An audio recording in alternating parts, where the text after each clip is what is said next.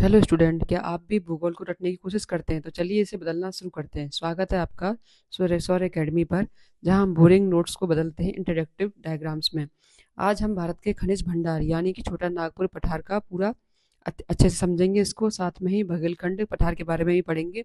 तो चलो तैयार रहिए, पेन और पेपर साथ रखिए। चलिए स्क्रीन पर शुरू करते हैं। सबसे पहले हमारा छोटा नागपुर और बघेलखंड का पठार, तो इसके बारे में पढ़ते हैं हम पहले।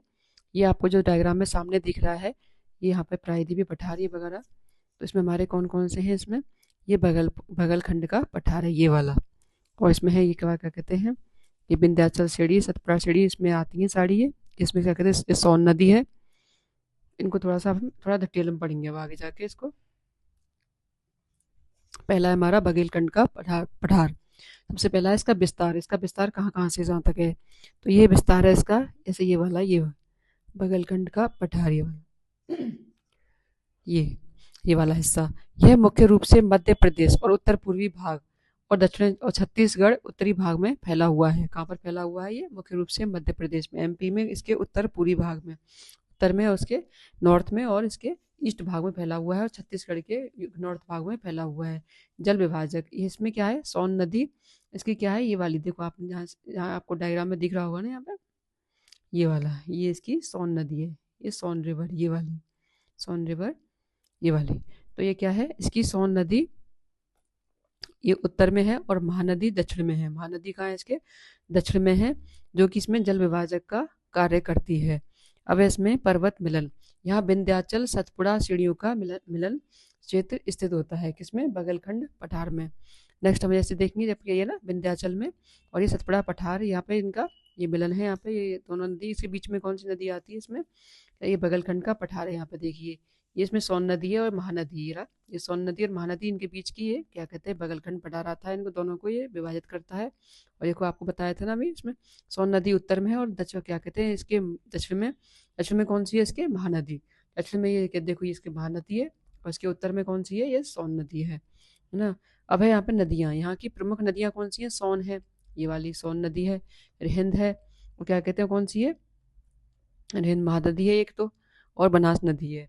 कौन सी है? महानदी, सोन नदी और बनास नदी और रिहिंद नदी। इसके खनिज पदार्थ हैं। ये क्षेत्र कोयले के भंडार के लिए बहुत प्रसिद्ध है।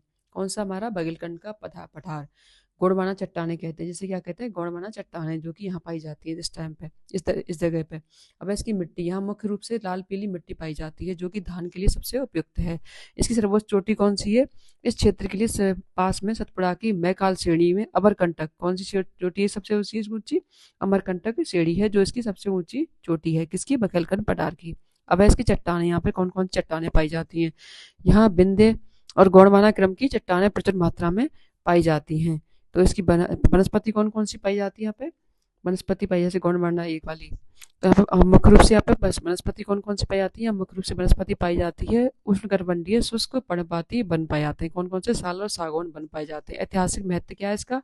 ऐतिहासिक रूप से यह बघेल राजाओं का क्षेत्र रहा है, जिसका केंद्र क्या था? रीवा। जिसका केंद्र क्या था? रीवा। अब नेक्स्ट पढ़ेंगे हम छोटा नागपुर पठार। इसका मुख्य विस्तार कहाँ से कहाँ तक है? इसका विस्तार है, इसका मेन तो जो उसका सर्वाधिक भाग है वो कहाँ था? झारखंड में। इसके अलावा ये बिहार में है, उड़ीसा में, छत्तीसगढ़ और पश्चिम बंगाल में इसका कुछ कुछ भाग आता है। इसे भारत का रूर कहते हैं। ये बहुत मोस्ट इंपॉर्टेंट है, इसको इंपॉर्टेंट लगा लीजिएगा। ये भारत का रूर कहते हैं किसे? छोटा नागपुर पठार को। रूर मतलब क्या है? खनिजों की अत्यधिक प्रचुरता के कारण ये प्रसिद्ध है। कौन? क्या कहते हैं? छोटा नागपुर पठार। यहाँ बहुत ज्यादा खनिज पदार्थ पाए जाते हैं। इसकी सर्वोच्च ऊंची चोटी कौन सी है? इसकी पारसनाथ। और जबकि उसकी कौन सी थी? बगलखंड की उसकी थी अमरकंटक। इसकी कौन सी है? पारसनाथ। इसकी ऊंचाई कितनी है? 1366 मीटर, जो कि जैनियों का प्रमुख तीर्थ केंद्र है। ये वाली चोटी आपको दिख रही होगी डायग्राम में, ये वाली, ये वहां पर एक बनी हुई है ना, ये पारसनाथ चोटी है इसकी, है ना। अब है इसका दामोदर नदी, है ना, दामोदर। इसे दो भागों में हजारीबाग और रांची पठार में विभाजित करती है। कौन है इसकी? दामोदर नदी। ये देखिए, इसमें दामोदर नदी है, ये वाली। इसमें कौन से में क्या करती है? इसके ये तो हजारी भाग है यहाँ पे, जैसे कोटरमा कहते हैं। ये पारसनाथ है, जो इसकी सबसे ऊंची चोटी है इसकी। और क्या है इसमें? ये इसका पाठ क्षेत्र है, इसका क्या कहते हैं? छोटा नागपुर पठार का।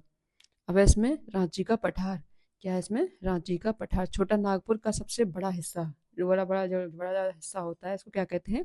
रांची का पठार कहते हैं। और पाट क्षेत्र, ये वाला पाट क्षेत्र, इसमें पाट क्षेत्र में क्या है इसके में कि इसके पश्चिमी भाग में ऊंचे समतल पठार जैसे नेतरहाट क्या पाए जाते हैं, इसमें नेतरहाट पाए जाते हैं, नेतरहाट पाए जाते हैं, जिन्हें की मतलब पाट क्षेत्र कहलाते हैं। अब इसमें खनिज कौन कौन से पाए जाते हैं, तो खनिज कौन कौन से पाए जाते हैं, इसमें कोयला पाया जाता है, लोहा, अभ्रक, तांबा और यूरेनियम का भंडार पाया जाता है, किसमें, छोटा नागपुर पठार में। अब इसकी स्वर्णरेखा नदी, यहाँ की प्रसिद्ध नदी जिस पर हुंडरू जलप्रपात पाया जाता है। स्वर्णरेखा नदी कौन सी है, ये वाली, देखो ये बह रही है ना यहाँ पे दिख रही होगी आपको ये वाली स्वर्णरेखा नदी, जिसपे क्या पाया जाता है, हुंडरू जलप्रपात है इसके ऊपर, इसके ऊपर, इसकी स्वर्णरेखा नदी के ऊपर। अब है हमारा छोटा नागपुर पठार का अब अरिय अपभा, इसके अब अरिय अपभा में इसमें क्या क्या है कि रांची का जो पठार है, पठार से नदियां चारों दिशाओं में निकलती हैं। रांची का जो पठार है इसमें नदियां कैसी निकलती हैं, इसमें चारों दिशाओं में निकलती हैं, है ना। इसे इसका कैसा, इस चीज का अब्बा कैसा हो जाता है, इसका जो क्या कहते हैं फ्लो कैसा हो जाता है, अरिय अब्बा, है ना, अब रेडियल टाइप में।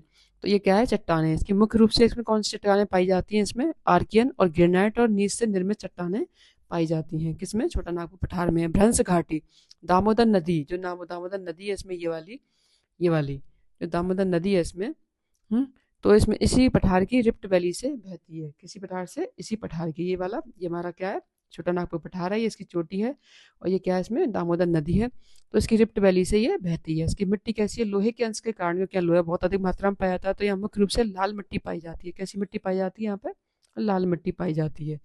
अब है इसका वन, यहाँ पे वन कैसे पाए जाते हैं, यहाँ उष्ण कटिबंधीय पर्णपाती वन, मतलब साल, महुआ, पलास आदि अधिक वन पाए जाते हैं, किसमें, अपने छोटा नागपुर पठार में। औद्योगिक केंद्र कौन कौन से यहाँ पे, जमशेदपुर, बोकारो, धनबाद जैसे बड़े औद्योगिक शहर यहाँ पर स्थित हैं, कहाँ पर, छोटा नागपुर पठार में। राजमहल पहाड़ियाँ कौन कौन सी हैं, इसके उत्तर पूर्वी सीमा पर स्थित है राजमहल पहाड़ियाँ, किसके, छोटा नागपुर पठार के। अब इन पठारों में, दोनों पठारों से जुड़े कुछ महत्वपूर्ण परीक्षा केंद्र, तो कुछ एग्जाम में ओरिएंट को यहाँ कुछ कुछ प्रश्न दिए गए हैं जो कि अक्सर पूछे जाते हैं, तो इनके बारे में हम थोड़ा सा डिटेल में पढ़ेंगे। छोटा नागपुर पठार इसके बारे में, मतलब क्वेश्चन में क्या क्या पूछा जाता है एग्जामों में, तो इसमें पूछा गया है ऐसे, भूगर्भिक रचना, यह प्री कैम्बियन काल की ग्रेनाइट और नीच चट्टानों से निर्मित क्या है, सील्ड, कौन, छोटा नागपुर पठार, मतलब इसकी भूगर्भिक संरचना कैसी है कि ये प्री कैम्ब्रियन काल की, ये इंपॉर्टेंट है, ये प्री कैम्ब्रियन काल की ग्रेनाइट, कौन सी, ग्रेनाइट और नीच चट्टानों से निर्मित एक सील्ड है। अब है इसका खनिज हब, इसे भारत का रूर कहते हैं, ये क्या है, खनिज भारत का रूर, क्या, छोटा नागपुर पठार क्यों कहते हैं, क्योंकि यहाँ पे भारत का सर्वाधिक मात्रा में कोयला पाया जाता है, जैसे गोंडवाना क्षेत्र में, किसमें पाया जाता है ये, जैसे गोंडवाना क्षेत्र में पाया जाता है, लोहा और तांबा पाया जाता है। अब इसका ड्रेनेज सिस्टम कैसा है, रांची का पठार, रांची का पठार अरिय अब्बा होता है, रेडियल ड्रेनेज सिस्टम होता है का सबसे अच्छा उदाहरण है यहाँ पे रांची का पठार। कैसा, यहाँ पे अगर पूछे अब्बा कैसा होता है यहाँ पे, मतलब ड्रेनेज सिस्टम कैसा होता है यहाँ पे नदियों का, तो वो कैसा होगा यहाँ पे, रेडियल, नदियाँ चारों दिशाओं में निकलती हैं, किसमें, किसमें, क्या कहते हैं, छोटा नागपुर पठार में। विशिष्ट भू आकृति, यहाँ पाट क्षेत्र समतल शिखर वाले ऊंचे पठार होते हैं और संप्राय मैदान पाए जाते हैं। नदी घाटी, दामोदर नदी इस प्रकार की भ्रंश घाटी से होकर बहती है, किसमें, हमारे छोटा नागपुर पठार में। अब है बघेलखंड का पठार, इसमें क्या क्या पूछे जाते हैं, क्वेश्चन अक्सर पूछे गए हैं इसमें, जल विभाजक, इसमें वाटर डिवाइडेशन किस तरह से होता है, इसमें उत्तर में तो सोन नदी है इसके नॉर्थ में, और दक्षिण में कौन सी बताई थी हमने अभी, उत्तर में कौन सी है इसके, सोन नदी, और दक्षिण में कौन सी है इसकी, महानदी के बीच प्राकृतिक सीमा बनाता है। श्रेणियों का संगम, क्या है इसके, श्रेणियों का संगम, यहाँ विंध्याचल सतपुड़ा मैकाल श्रेणी का मिलन होता है, किसमें, बघेलखंड पठार में, किसका, विंध्याचल का और सतपुड़ा मैकाल श्रेणी का मिलन होता है। अब चट्टानी विविधता, सॉरी स्टूडेंट थोड़ा गला खराब है। चट्टानी विविधता, यहाँ बिंदे क्रम बलुआ पत्थर पाया जाता है, गोंडवाना क्रम में कैसा पाया जाता है, कोयला पाया जाता है, दोनों प्रकार की चट्टानें यहाँ मिलती हैं। उद्गम केंद्र, इसके समीप अमरकंटक से सोन नर्मदा, अमरकंटक क्या आती है इसकी, बघेलखंड पठार की सबसे ऊंची चोटी सी, यहाँ से इससे सोन, नर्मदा और जोहिला जैसी प्रमुख नदियों का उद्गम स्थल है, कौन सा इसका, अमरकंटक से। मृदा इसकी कैसी थी, लाल पीली मिट्टी थी प्रधानता, जो कि धान और उसके लिए मोटे अनाजों के लिए सबसे अधिक उपयोगी होती है, कौन सी वाली, लाल पीली मिट्टी, जो कहाँ पाई जाती है, हमारे बघेलखंड के, क्या ये, बघेलखंड के पठार में।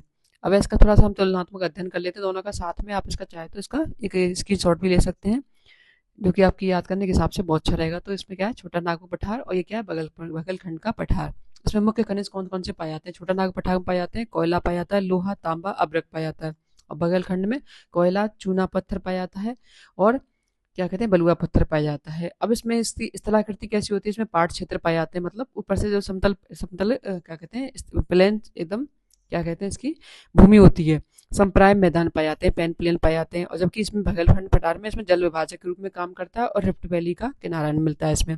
इसमें नदी का सिस्टम कैसा होता है हमारा, अब जो मतलब जो ड्रेनेज सिस्टम है वो कैसा होता है, इसमें दामोदर है, स्वर्णरेखा स्वतंत्र है। इसमें सोनगंगा नदी की सहायक है, महानदी होती है, और महानदी कैसी होती है, सहायक के रूप में। इसकी सर्वोच्च चोटी कौन सी होती थी, इसकी छोटा नागपुर की, इसकी थी पारसनाथ, जबकि इसकी थी अमरकंटक, किसकी, बघेलखंड की। अब इसकी औद्योगिक क्षेत्र कौन कौन से पाए जाते हैं, इसमें लौह इस्पात उद्योग कौन कौन से पाए जाते हैं छोटा नागपुर पठार में, इसमें पाया गया था हमारा इसमें पाया था लौह इस्पात उद्योग, टिस्को और बोकारो पाए जाते हैं किसमें, छोटा नागपुर में। जबकि बघेलखंड में पाए जाते हैं ऊर्जा क्षेत्र पाया था इसमें, सिंगरौली कोयला खदान इसमें पाए जाते हैं। तो स्टूडेंट, तो ये थे आज क्लास के कुछ मुख्य पॉइंट। उम्मीद है अब आपको ये पठारों के बारे में जुड़ा कोई भी डाउट नहीं होगा। अगर आप इन हैंड रिटन नोट्स की पीडीएफ चाहते हैं तो अभी हमारे स्वर एकेडमी टेलीग्राम ग्रुप को ज्वाइन कर सकते हैं। लिंक नीचे डिस्क्रिप्शन में है और मैं कमेंट बॉक्स में भी डाल दूंगी। तो पढ़ते रहिए, सीखते रहिए। तब